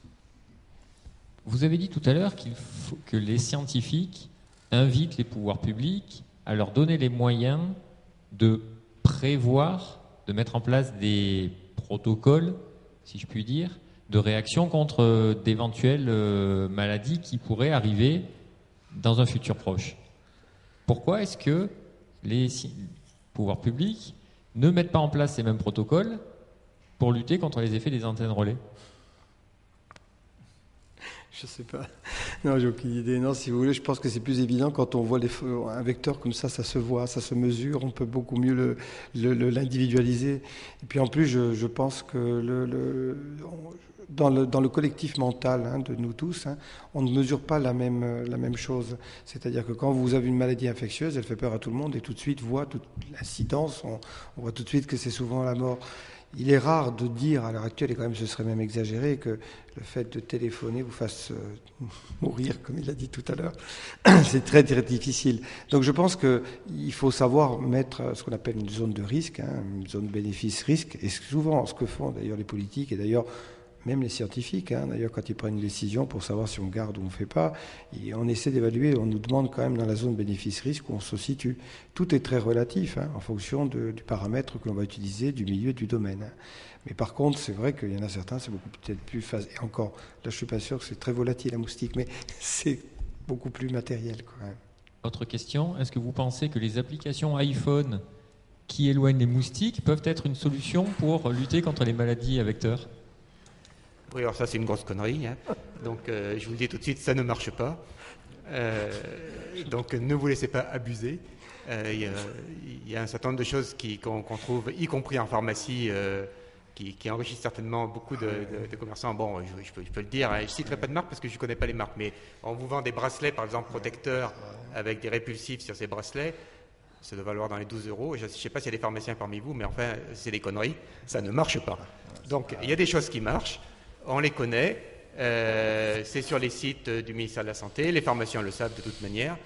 Donc on peut se protéger effectivement contre les moustiques avec des répulsifs, des choses comme ça. Mais non, les ondes magnétiques, ça ne marche pas. Alors par contre, ça ne veut pas dire que dans l'avenir, on ne pourrait pas trouver quelque chose parce que nous-mêmes, en termes de recherche, nous travaillons, oserais-je le dire, sur le comportement sexuel des moustiques. Parce que s'ils ne se reproduisent pas, évidemment, ils ne font pas de bébés, eux, et donc on n'aura pas de moustiques. Et donc, comment une femelle attire-t-elle un mâle, ou comment un mâle repère-t-il une femelle ? Eh bien oui, c'est par le son, les ondes, donc il y a bien aussi des mécanismes récepteurs, et on se dit que peut-être, si on pouvait brouiller un petit peu ça, on empêcherait le mâle de trouver sa femelle. Si on met la musique à fond, on empêche les moustiques de se reproduire. En gros, c'est ça. Donc, effectivement, c'est sérieux. Ce sont des voies de recherche pour l'avenir auxquelles on pense. D'accord. Donc, vous incitez les citoyens à écouter Terra One très fort pour lutter contre l'émergence de maladies à vecteurs. Donc, si vous le souhaitez, on pourra essayer de mettre en place un protocole. Donc, je reviens là-dessus, 4 témoins, on mettra 2 ou 3 radios, pas de radio du tout, et on verra effectivement l'effet sur la reproduction des moustiques. Mais peut-être ça marche. encore très spontanément, j'interviens. Tu voulais du sang? Tu vas en avoir. La nouvelle superproduction d'Alex from Terra One. Les bestioles qui font mal. Ah, qu'est-ce qui nous vend bien ces sujets, c'est génial. Moi, j'ai l'impression... En plus, on est dans une salle de cinéma, on a la 3D et tout, c'est génial. Mais alors, par contre, de suite... Alors, donc, Alex, le typhus, c'est moins sympa que le chikungunya. Alors voilà, ça y est, on a un nom de maladie rigolo. Alors tu t'imagines le mec qui a le chikungunya, et là, c'est pas grave, au moins le nom est rigolo. En plus Didier, il en rajoute parce qu'il dit oui, moi au Sénégal, chikungunya, on se moquait tous de lui là. Chikungunya, avec son nom minable. Du coup, il est parti à la Réunion. Voilà, bravo, bien joué. Et Didier donc, en fait surtout. Parce que, évidemment, ça n'a choqué personne. Parce que moi, j'ai écrit un moment, j'écrivais, je me lève, Hélène disparue. Volatilisée, désintégrée. Voilà. Ça n'a choqué personne. Hein. Elle a levé les yeux avec un regard apeuré un moment. Des hommes en noir qui étaient immatriculés à Téhéran sont arrivés. Elle est partie, sa famille aussi. Ça n'a choqué personne. Bravo, les gars. Bon, alors, du coup, on est entre mecs, on est mieux, hein, quand même. Voilà. Maintenant que donc le citoyen emmerdeur n'est plus là. Et alors donc Didier, ça y est, on entre dans son domaine, et alors là, ses yeux brillent, il se lève, on rend à César ce qui est à César, puisqu'il fallait que je le dise, hein, on rend à César ce qui est à César, on rend à Didier ce qui est à Didier, et il se fait prophète de l'Apocalypse. Il lui manquait plus que la robe pour nous dire tous, vous avez tous de l'eau qui stagne, tous vous élevez des moustiques tigres, et le moustique engendrera le moustique, le tiers du ciel tombera sur vos enfants. En tout cas, le moustique tigre, il est sympa. Parce que manifestement, il voyage comme tout le monde. Hein. Il prend le bateau, prend l'avion, il a son abonnement au tram. Alors, il habite à Montpellier. La question est, dans quel quartier ? Quel est son café préféré? Où sort-il en boîte? Nous voulons tout savoir sur le moustique tigre, ce nouvel habitant de nos contrées. Parce que quand même, on est en début d'année, c'est quand même, vous le savez bien, c'est quand même là où toutes les communes font quand même les réunions pour accueillir les nouveaux habitants de la commune. Enfin, on n'a jamais fait ça pour le moustique tigre, c'est pas sympa quand même, le pauvre. C'est vrai. Alors oui, Alex, je te soupçonne fortement de vouloir un jour animer Question pour un champion. Voilà. Alors, il lance incidemment des questions, puis d'un coup, Jean nous dit, et puis il y a la tuberculose. Et là, on voit le geste d'Alex. Excellente réponse de Jean. La tuberculose, la maladie de l'avenir que je vous propose de découvrir dans la prochaine question. Alors Didier, lui, donc, nous parle de son passé d'aventurier. Hein, on le sait, Didier a parcouru pendant des années les contrées sauvages de l'Afrique. Et il nous a bien fait comprendre qu'on était quand même des sacrées petites natures. Hein. La dingue, le chikungunya, c'est rien ça. C'est rien, on n'en parle même pas là-bas. Les gars, arrêtez, on n'en parle pas là-bas. On s'en fout. Parlez de vraies maladies, quand même. Et puis donc, une petite note écologique que nous ne savions pas. En ville, il y a surtout de l'homme. Eh ben ouais. Alors j'ajouterai quelque chose, hein, et Didier l'a confirmé ensuite, il y a quand même pas mal du pigeon aussi. Hein. Et notamment ceux qui achètent des applications iPhone pour chasser les moustiques. Voilà, alors pour terminer, encore une fois, un conseil. Alors non, je ne vais pas relever que tu étudies le comportement sexuel des moustiques, c'est un champ d'étude comme un autre. Par contre, pour brouiller la drague du moustique, je propose d'émettre donc des ondes sonores qui brouillent bien la drague, ça marche très bien chez l'homme. Alors c'est des basses fréquences aussi qui font « vas-y, charmante, vas-y ». Impossible de se reproduire avec ça. Merci.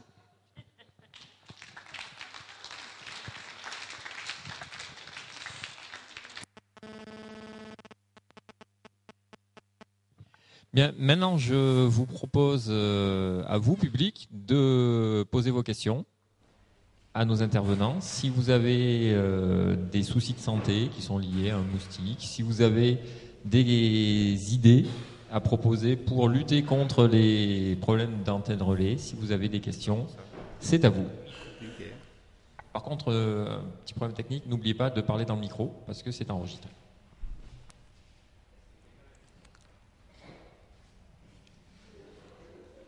N'oubliez pas de parler dans le micro, c'est enregistré. Je te remercie.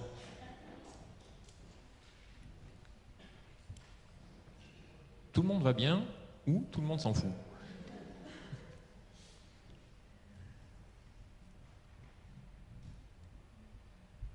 C'est beau de voir quand même que vous avez répondu à toutes leurs questions.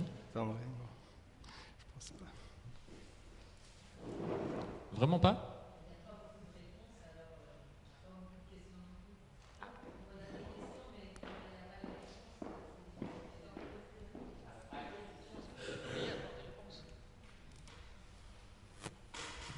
Sur le portable que j'utilise abondamment et que j'ai tous les jours dans mon sac ou dans ma poche. Et voilà, donc ça serait une réponse. Mais on nous a bien fait comprendre que c'était pas pour tout de suite. Voilà. Et les autres, bon... Tant qu'il reste dans votre sac et qu'il est éteint, normalement ça va.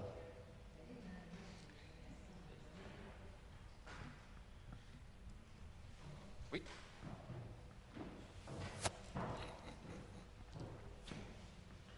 Alors, on a beaucoup parlé du téléphone portable, mais on n'a pas parlé des pathologies qui étaient déjà déclarées. Est-ce qu'il y en a? Est-ce que dans ce domaine, il y a des études qui ont déjà été faites et quels sont les résultats? Est-ce que véritablement il y a quelques pathologies qui ont été déclarées véritablement? Et si on déplace ces antennes, c'est qu'on a déjà repéré quelque chose. Donc quels sont ces premiers résultats? On n'en a pas du tout parlé. Les résultats les plus marquants, on va dire, en santé publique qui ont été retrouvés, c'est la formation de certaines tumeurs chez certaines personnes, un peu spontanément, on va dire. Alors c'est vrai que ce qui a étonné la plupart des épidémiologistes, c'est de constater que ce n'étaient pas des populations à risque pour ce type de tumeurs, qui sont des tumeurs cérébrales la plupart du temps du tissu cortical, qui se développent donc assez rapidement en faisant donc, si vous voulez, des dégâts. Par contre, c'est vrai que le problème, c'est qu'on n'a jamais vraiment réussi à avoir un échantillonnage suffisamment important. C'est ce qu'on disait jusqu'ici. En clair, tout le monde n'était pas touché.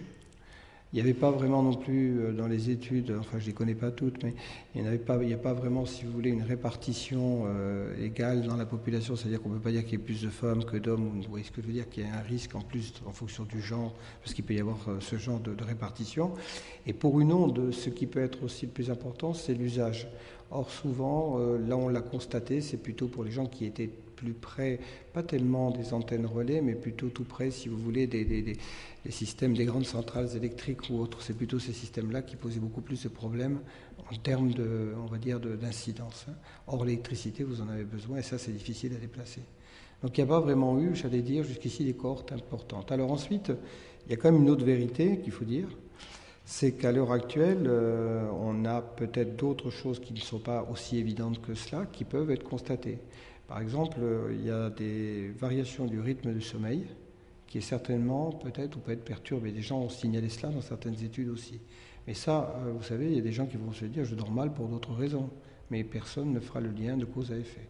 Donc c'est pour ça qu'on avait, madame, peu de réponses. Parce que malheureusement, entre les gens qui ont différents types d'appareils avec différents types d'émissions et différents types d'ondes, ceux qui les utilisent une minute, ceux qui les gardent allumés toute la journée, ceux qui les mettent à proximité ou à distance, on a une difficulté de reproductibilité. Ceci dit, quand même, si à l'heure actuelle, c'est pas pour défendre les ondes, si vraiment les choses étaient de manière catastrophique, on aurait les hôpitaux qui seraient envahis par une maladie aiguë, genre chikungunya.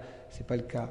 Alors par contre, c'est pas certain pour autant que ce soit anodin à bas bruit, c'est-à-dire que certaines pathologies, je vous dis bien, du rythme, on va dire nictéméral, du sommeil ou autre, ou des pathologies même, on va dire, biologiques, qu'on ne voit pas, ne soient pas incriminées. Mais pour le moment, on n'a pas de matérialité à l'heure actuelle, pas suffisante en tout cas. Je ne sais pas si j'ai répondu à votre question, un petit peu. Mais c'est certain qu'au départ, Ce qui avait entraîné la grosse, on va dire pas polémique, c'était tout simplement que des personnes avaient eu des lésions cérébrales assez massives, assez importantes, de nature tumorale, surtout dans le secteur tumoral. Et on se disait, c'est des gens qui sont toujours connectés. Et ensuite, quand on prend le temps de connexion de ces gens-là, pas plus, pas moins. Par contre, c'est vrai qu'on a toujours noté quand même qu'il y a des gens qui s'amusent à faire ces calculs. Vous savez, la distance que vous avez par rapport à une centrale ou un système qui émet une grande quantité. Ce n'est pas tellement l'antenne, à mon avis. C'est plus l'émission, comme vous disiez tout à l'heure, d'une grande masse qui peut générer peut-être une perturbation. Mais c'est plutôt la chaleur. On travaille beaucoup sur la notion dite de chaleur ou de variation thermique qui modifie, si vous voulez, certains métabolismes et qui pourra avoir une incidence. Parce qu'il y a une chaleur qui est émise quand même, qui est quand même plus importante que simplement de mettre un simple réveil. Voilà.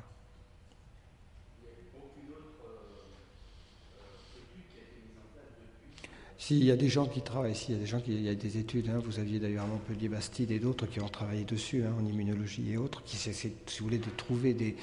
si, c'est toujours en cours. D'ailleurs, vous avez l'Institut national de veille sanitaire, qui, d'une certaine manière, a mis en place, je ne sais plus exactement, ma mémoire me fait défaut, il y a quelques temps, il y a peut-être 1 an ou 2, donc il a mis en place, j'allais dire, une sorte d'observatoire, donc interrégionaux, pour essayer de voir tout près, justement, des centres d'émission, s'il n'y avait pas plus de risques. En clair, ils essaient d'augmenter les cohortes et on en est un petit peu comme en pharmaco. On essaie de relever les personnes qui viennent se plaignant de quelque chose de bizarre. Et du moment où on dépasse un taux, à ce moment-là, il est possible qu'un jour, il y ait une préconisation qui soit faite. C'est-à-dire si vraiment, à partir d'un certain temps, on constate qu'on a statistiquement vraiment telle ou telle fréquence à telle distance et que ça commence... Mais il y a une surveillance qui est faite. Ce n'est pas un sujet enterré. Le seul problème, c'est qu'on ne veut pas non plus créer une peur sociale de quelque chose qui n'a pas peut-être de matérialité. C'est surtout ça. Mais ce n'est pas un sujet qui est délaissé. Non, loin de là. Toute étude scientifique de ce type commence par cette question. Est-ce que ce que j'observe existe ou est-ce que c'est le fait du hasard? Ce sont des outils statistiques. Ou en santé publique, le fait d'un élément conjoint, c'est-à-dire d'un élément qui vous avez à côté que vous ne voyez pas. Ça, c'est très fréquent. C'est fréquent, si vous voulez, on peut faire, par exemple, vous pouvez faire des liens entre la couleur des chaussettes des gens et le degré, si vous voulez, de telle ou telle pathologie. Mais ça n'a pas de sens, vous voyez ce que je veux dire? Alors que peut-être il y a quelque chose dans la salle ou quelque chose de pas visible. C'est pour ça que ce qui est intéressant, c'est ce qu'on disait tout à l'heure, la mesure du temps, c'est de prendre tous les paramètres. Quand on regarde, par exemple, on va prendre un exemple qui est un petit peu différent. Vous avez ce qu'on appelle les notions dites de pollution des sols. À l'heure actuelle, pendant très longtemps, et on pense à l'heure actuelle qu'il y a un certain nombre de produits qui peuvent se diffuser dans la nappe phréatique et rester très longtemps en rétention. Au bout d'un certain temps, on pourrait penser même qu'ils peuvent disparaître, d'accord? Eh bien, ces produits qui peuvent rester longtemps peuvent très bien, au bout d'un moment, réémerger. Donc, quand il y a eu, je ne sais pas, telle ou telle installation, ça s'est passé avec la digoxine ou d'autres produits. Bon, là, on s'en est aperçu parce qu'on avait les moyens de mesurer, mais si vous n'aviez pas vu ça, vous auriez pu peut-être raccorder les cancers de pleurésie ou autres que vous avez, enfin les cancers au niveau de la plèvre, vous les auriez pu les raccorder plutôt au rythme de travail. Tous ces gens-là travaillent finalement dans des industries très particulières. On aurait pu dire c'est le rythme de ce type. Heureusement qu'on a identifié tel polluant et tel produit qui lui-même est un produit qui peut rester assez longtemps dans l'environnement. Vous voyez, mais ça a mis combien de temps? Ça a mis quasiment 20, 30 ans avant de s'en apercevoir. C'est ça qui est difficile. En environnement, c'est l'échelle et le temps. Un petit peu.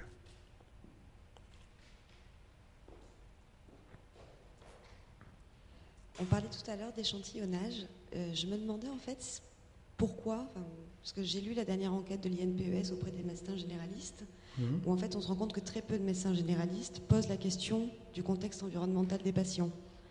Au niveau des pathologies, pourquoi est-ce que ce réseau-là n'est pas utilisé ou ne pourrait pas être utilisé en termes d'échantillonnage pour de l'observation sur des facteurs environnementaux en lien avec la santé?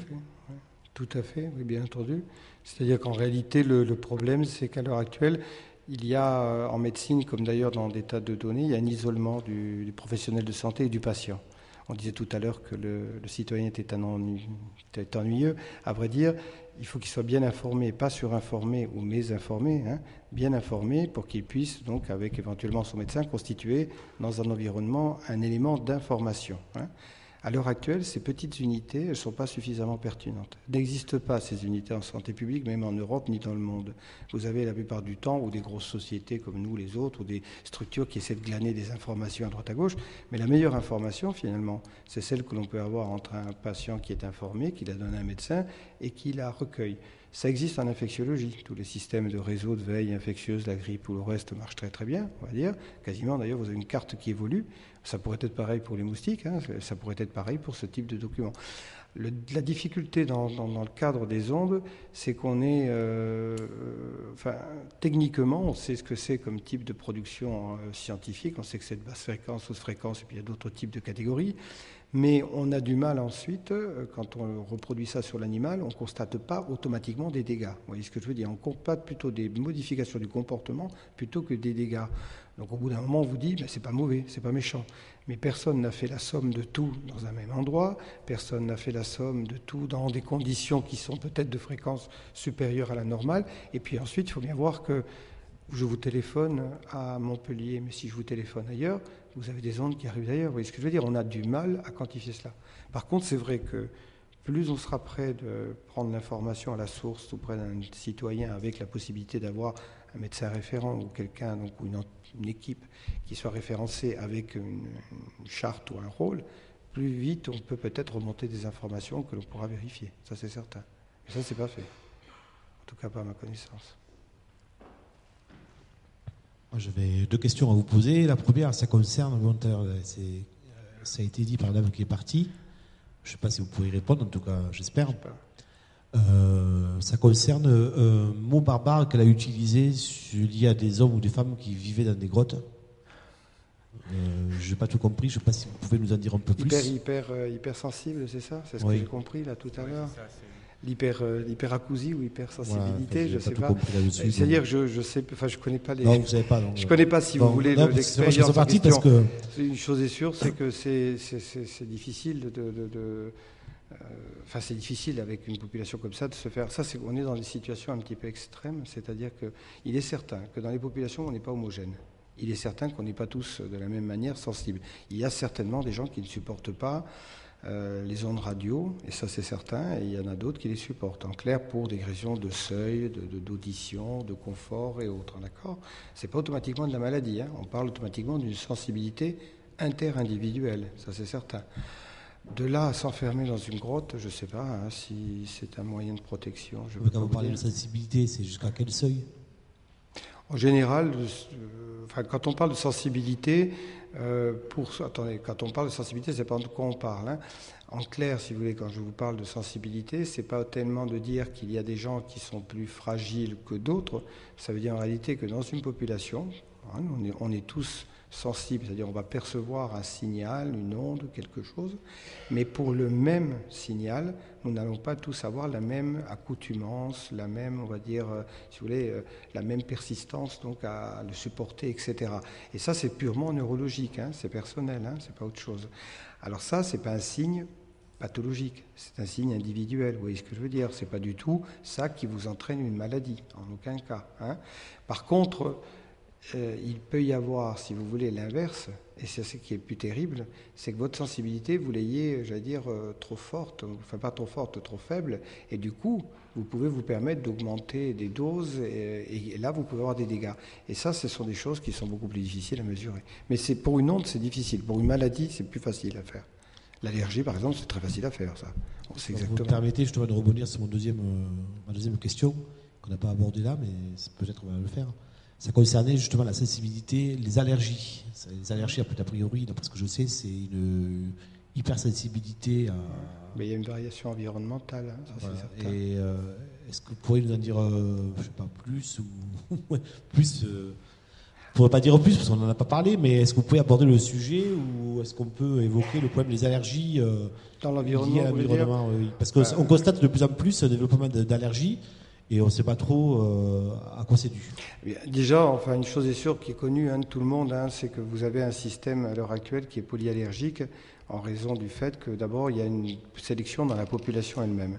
Vous êtes tous classés ici, quelles que soient les personnes, c'est ce que je vous dis, en des bons répondants, des non-répondants et des moyens répondants. En clair, quel que soit l'allergène que je vais vous donner, vous allez tous plus ou moins avoir une réponse qui va être d'un niveau différent. Ça c'est clair, c'est une question de nature humaine, de différence.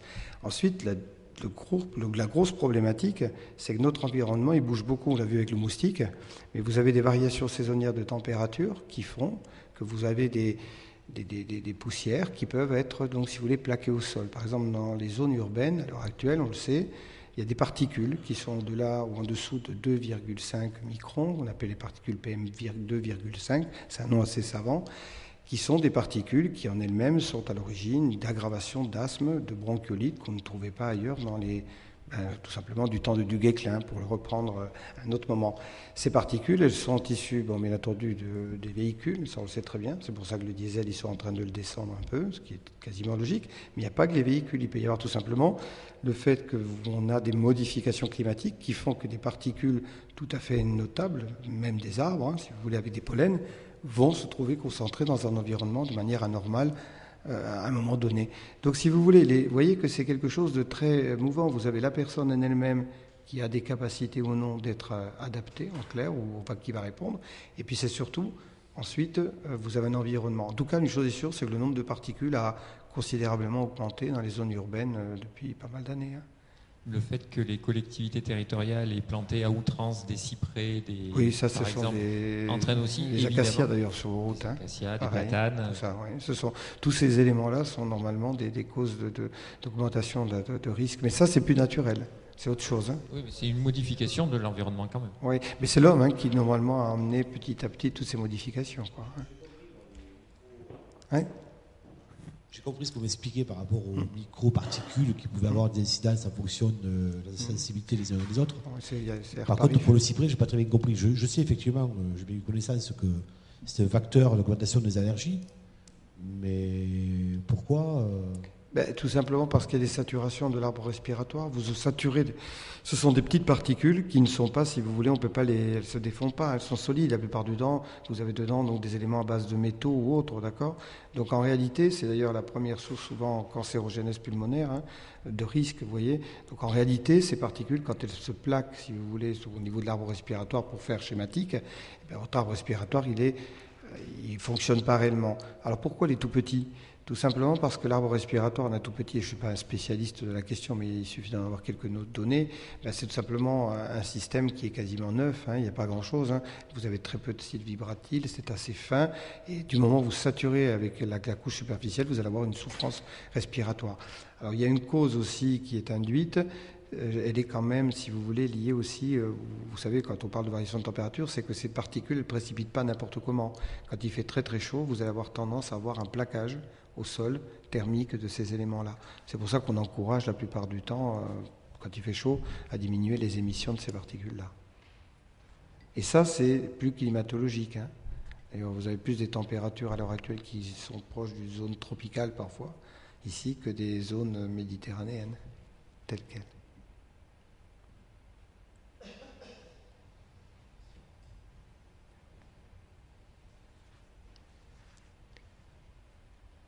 Monsieur, là-bas, une question.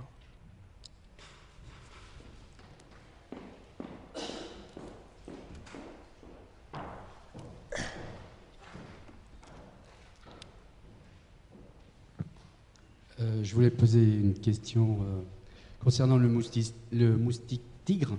Donc on sait maintenant qu'il est installé en France. La suite, c'est-à-dire que la maladie, elle est obligatoirement va obligatoirement s'installer, ou ce moustique sera là, mais comme sans pathologie, si on peut dire. Est-ce que c'est faisable, c'est possible? Y a-t-il déjà des cas qui ont été déclarés de dengue ou de chikungunya en France? Alors, en ce qui concerne le moustique tigre, oui, il est installé maintenant en France métropolitaine et on n'arrivera pas à le déloger facilement avec les méthodes actuelles. L'observation montre que là où il est présent, on a un risque qu'il transmette des virus, de type dengue ou chikungunya si ces virus sont importés.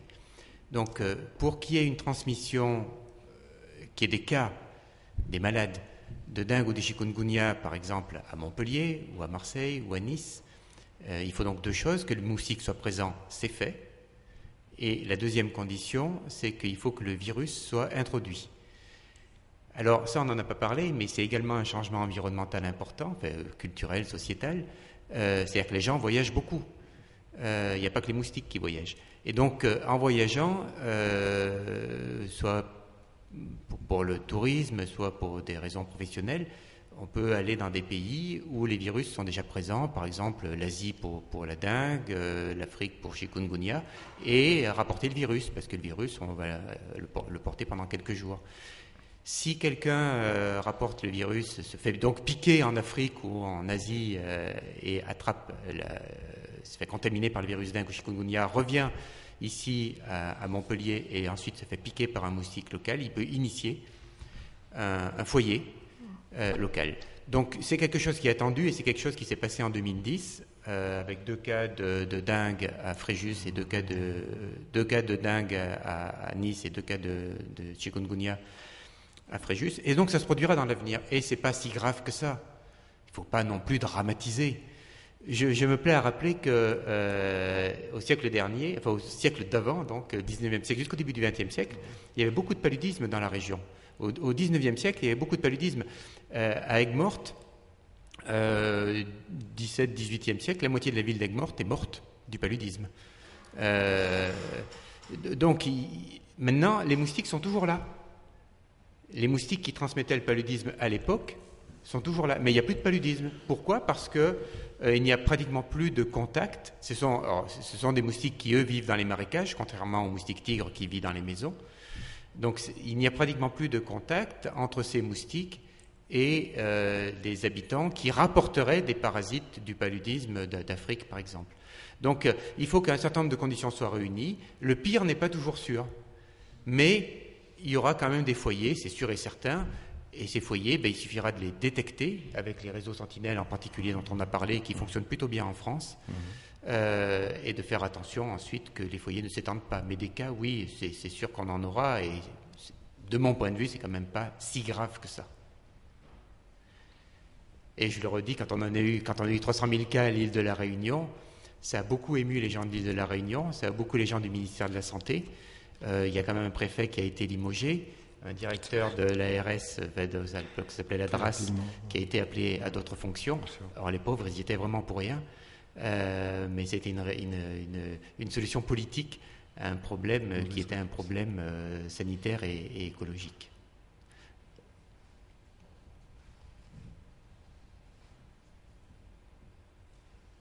Avant de conclure, je voudrais citer un médecin relativement connu, qui s'appelait Hippocrate, qui vivait donc il y a à peu près 2500 ans, qui disait « Un médecin ne devrait jamais soigner son patient sans connaître son environnement ». Donc la question de la santé et de l'environnement, ça ne date pas d'hier, et on n'a pas encore apporté toutes les réponses. Il parlait de l'environnement, des vents. Il parlait donc de l'eau, vous voyez, il parlait de tout cela, du sol, vous voyez. Et des habitudes de la société. Voilà. Il avait une vision qui était vraiment médicale et environnementale, telle que le médecin normalement devrait l'avoir, ça c'est quasiment sûr. Ouais. C'était il y a 2500 ans. Il y a 2500 ans. Alors c'est bien ces questions publiques, car enfin on te découvre. Alors j'ai pas appris grand-chose sur toi d'un coup, mais déjà j'ai appris que tu étais mystique, public. Car quand tu prends la parole, c'est pour dire « il n'y a pas de réponse, donc il n'y a pas de question ». Alors là, tu as l'air moins bien avec ta formule d'Hippocrate, face à ça. Et j'apprends aussi que tu aimes réviser ton Scrabble. Donc ça fait beaucoup de points le mot, donc c'était électro-hypersensibilité. Voilà. Ça doit bien faire un bon 60, ça. Et surtout, public, j'ai appris que tu avais des goûts littéraires un peu étranges. Parce que moi, je suis déjà fier de lire Chourmeau en ce moment. Tandis que toi, pour te détendre le soir, tu lis l'enquête de l'INPES auprès des médecins généralistes. Pas mal. Eh bien, je dois avouer que c'est classe. Et je vais donc terminer par un Larsen. Et par les questions qui vont résumer tous les débats. Donc il y en a 2. Et je ne sais pas si vous pourriez répondre. Ouais, voilà. Donc le moustique tigre est installé en France, hein, on l'a bien vu. Va-t-il avoir le droit de vote aux prochaines municipales ? Et deuxième question, tout aussi importante, si je me fais piquer par un moustique tigre près d'une antenne relais, est-ce que je peux avoir des super pouvoirs ? Voilà, merci.